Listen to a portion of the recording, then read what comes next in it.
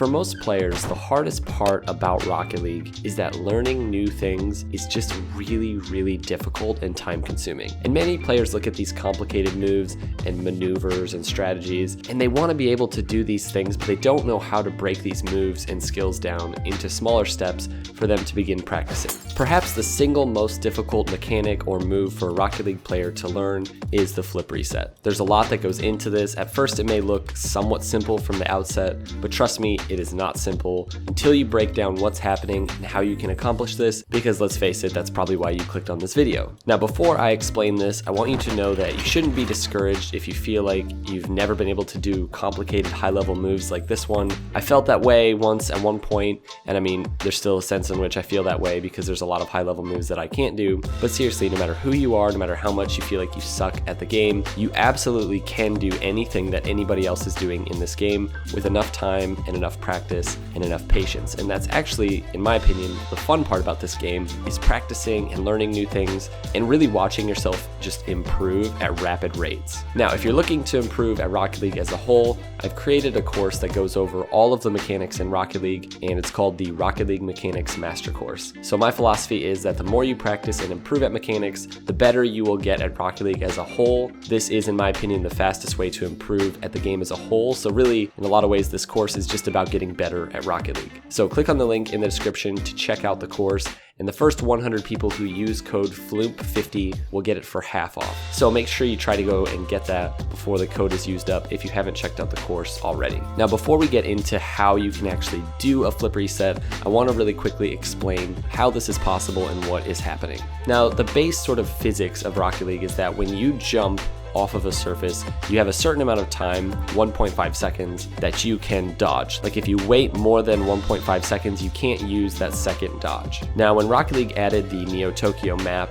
they made it so that when your car leaves a surface without you jumping, you had an infinite amount of time to use that second dodge. So they did that because when you fly off the ramps, they wanted to just make like some more possibilities so you could fly all the way across the field off the ramp and do something cool. Now, this physics update changed the entire game, and it made it so that players who started to figure out how to fall off of certain surfaces, for example the ceiling, they would then have an infinite dodge. So the big question is, what if you could fall off of the ball? Like, what if the ball was considered a surface and you could touch the ball with all four wheels, and obviously your car's not going to stay on it, it's going to fall off? Will that give you an infinite dodge? And it turns out that was exactly what happened. And this sort of began the era of the flip reset. So if you can touch the ball with all four wheels, or basically with the bottom of your car, you give yourself basically an infinite dodge. And this is incredible, it's amazing, it makes it so that you can hit some really cool shots. That's basically the gist of how you can actually get a flip reset. So the first step is your takeoff from the wall with the ball. You can do this from the ground as well. You can hit a flip reset in lots of different situations, but the place to learn it is by setting up wall shots. Now, this wall setup is something that applies to every solo shot from the wall, whether you're jumping off and setting up a double touch or going, for like an air dribble. It's pretty much the same regardless of what I'm doing. And if you watch like a high level player, the setup off the wall isn't that different. They just kind of go off the wall and then they get creative and do something different every time. Whether you're gonna do like a air musty shot or something like that, like an air musty flick, or you're gonna do a flip reset, it pretty much looks the same. But yeah, learning how to get consistent with this setup is really important. In the past, people have went into great detail about how you should focus on positioning your car exactly this way under the ball, and there is some truth to that, but in the end, my opinion is that it's really all feel. If you're consistently setting up the shot and you find yourself, say, over the ball, trying to sort of get a flip reset from on top of the ball, this is very common for people who first start this, that means that your setup is a bit too horizontal and you need to be making contact with the ball a bit lower on the wall. Like you need to be more under the ball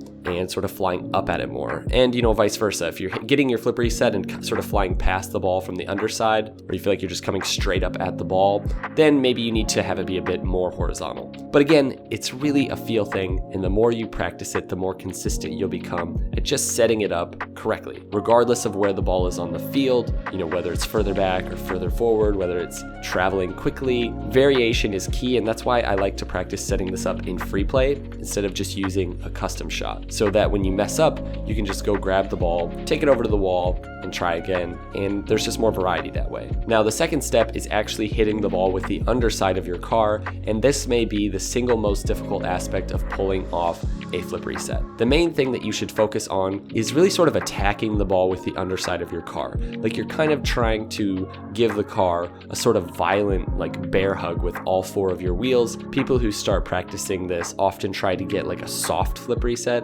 and it's very difficult to get a flip reset if your car has very little momentum on the ball. So you want to imagine really attacking the ball. Obviously there's a level where you'll be rushing too hard at it, but I can say that usually even when you aggressively do this, you'll get the reset, and even if you're flying really fast at the ball will kind of kill your momentum and it really won't matter that much. Now this means that when you're actually approaching the ball, you will have to fly at the ball with your nose pointed forward like a normal aerial, and then you'll have to lean back like pretty quickly at the end. Otherwise you can't attack the ball with any speed. So if you're tipping back too early and sort of floating at the ball, you'll be forced to stop boosting and you'll, kind of be floating into a flip reset. And that's okay. Once you get good at this, you will be able to kind of do that, but you have to at first learn how to have more momentum behind you. Because a lot of times when people start working on this, the frustrating thing is that they're not getting the reset. And that's why I sort of tell people just fly at the ball really hard and tip back at the end. Now, it does apply to when the ball is actually traveling downwards, like the ball's reached its peak and starts flying down. If it's flying down like after its arc, that does make it easier to get the reset. So you don't necessarily have to be flying as fast, but you are going to struggle to hit nice flip resets and actually do interesting things if you're waiting that long, especially more advanced flip reset shots down the road that you'll probably want to learn. If you're always waiting for the ball to be traveling down quickly, that's okay to some extent, but I do recommend creating your own momentum and tipping your car back hard at the end to get the reset. Again, this is a big feel thing. The more you put in hours and hours doing it, the more sense it will make for you.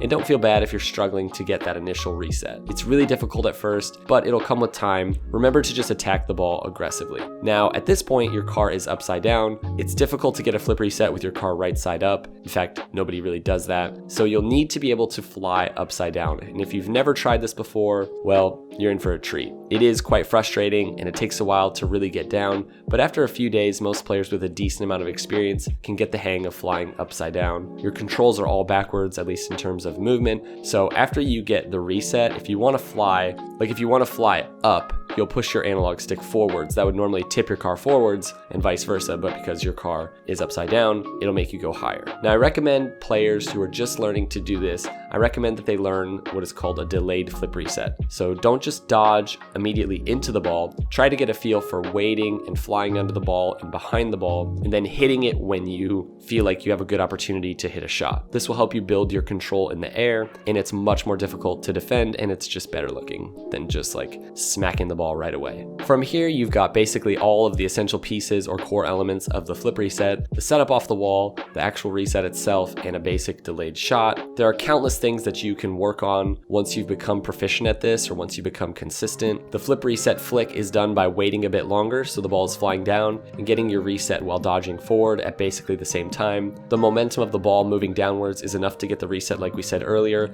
and all you have to do is kind of wait on the ball patiently and wait for it to sort of touch the bottom of your car, and then you just flick really quickly, like dodge right away and hit the ball into the goal or off the backboard into the goal, whatever you want to do. The other main flip reset that people work on is the double flip reset, and I'll put links in the description below to some videos on this, but the two main double flip resets are the stalling flip reset and the rapid reset. Again, you can check out these videos to get a better sense of what it takes to hit those shots. They're incredibly difficult. I've said before that I think the stalling double flip reset is the single most difficult move probably in video game history. Like, to do this, you have to put in tons of hours into the game just to be able to start working on this. You have to be like already pretty good at the game. Anyways, I hope this helped, guys. The biggest thing with mastering Rocket League moves and mechanics is time. I recommend spending an hour at a time, then taking a break, and a few of those good hour sessions, as well as some good nights of sleep, will seriously do wonders for you and for your mechanics. In a week, you'll be miles ahead of where you were, and this really is how you improve at Rocket League. Thanks for watching, guys. Again, make sure to check out my Rocket League mechanics course,